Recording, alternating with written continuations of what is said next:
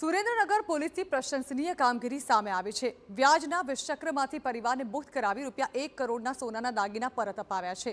સૌથી પહેલા આપની સ્ક્રીન પર દેખાતા સોનાના દાગીનાને જુઓ। લગભગ 70 તોલાના સોનાના દાગીના કે જેની કિંમત આશરે ₹1 કરોડ છે। તે છેલ્લા 4 થી 5 વર્ષથી વ્યાજખોરોની ચુંગાલમાં હતા। લીંબડીના શૈલેષ કાગડિયાના પરિવારે 70 તોલા સોનું મૂકીને વ્યાજે રૂપિયા લીધા હતા। શરૂઆતમાં વ્યાજના રૂપિયા આપ્યા, પરંતુ પછી આપી શકે તેમ ન હોય। 70 તોલા સોનું અને 30 લાખ રૂપિયા વ્યાજખોરોએ પડાવી લીધા। પરિવાર સોનું મળવાની આશા જ ગુમાવી ચૂક્યો હતો, ત્યારે કુટુંબની મહિલાઓએ સુરેન્દ્રનગર એસપી પ્રેમસુખ ડેલુને મળીને રજૂઆત કરી। ત્યારબાદ લીંબડી ડીવાયએસપી વિશાલ રબારીને તેમની ટીમને માહિતી મળતા જ તાત્કાલિક આ મામલે કાર્યવાહી કરી। પરિવારે સંપર્ક કર્યાના 24 કલાકની અંદર જ 70 તોલા સોનું રિકવર કરી તેમને પરત કરાયું છે। આ સમયે મહિલાઓની આંખમાંથી હરખના આંસુ આવી ગયા હતા। એટલું જ નહીં, પોલીસે સમગ્ર મામલે ભોગ બનનાર પરિવાર તેમજ રૂપિયા વ્યાજે આપનાર લોકો વચ્ચે સુખદ સમાધાન પણ કરાવી દીધું છે।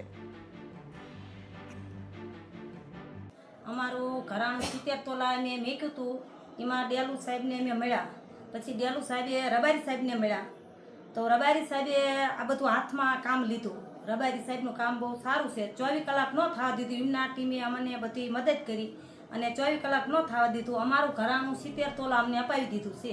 ઝડપથી દોડી અને જે લોકો પાસે અમારા ઘરેણાં પડ્યા હતા ત્યાં તે લોકોએ ખૂબ સારી એવી તપાસ કરી અને ખૂબ અમને મદદ કરી અને અમારું જે કંઈ ઘરેણું હતું એ પરત અપાવી દીધું અને તેમના જે કંઈ પૈસા હતા, મૂળગા પૈસા જે કંઈ, તે લઈ અમને રાજી ખુશીથી એકબીજાનું સમાધાન પણ કરાયું છે। તો 70 તોલા સોનું પરત મેળવનાર પરિવાર સુરેન્દ્રનગર એસપી સહિત પોલીસ કર્મીઓનો આભાર માનવા પહોંચ્યો હતો, જ્યાં તેમનું મોં મીઠું કરાવી શાલ ઓઢાડીને સન્માન કર્યું હતું। તો આ તરફ એસપીએ પણ લોકોને વિનંતી કરી છે કે વ્યાજખોરીમાં ફસાયેલા પરિવારો આગળ આવે, કોઈ આડા પગલાં ભરવાને બદલે પોલીસને જાણ કરે। સુરેન્દ્રનગર પોલીસની ટીમ સત્વરે મદદ કરશે।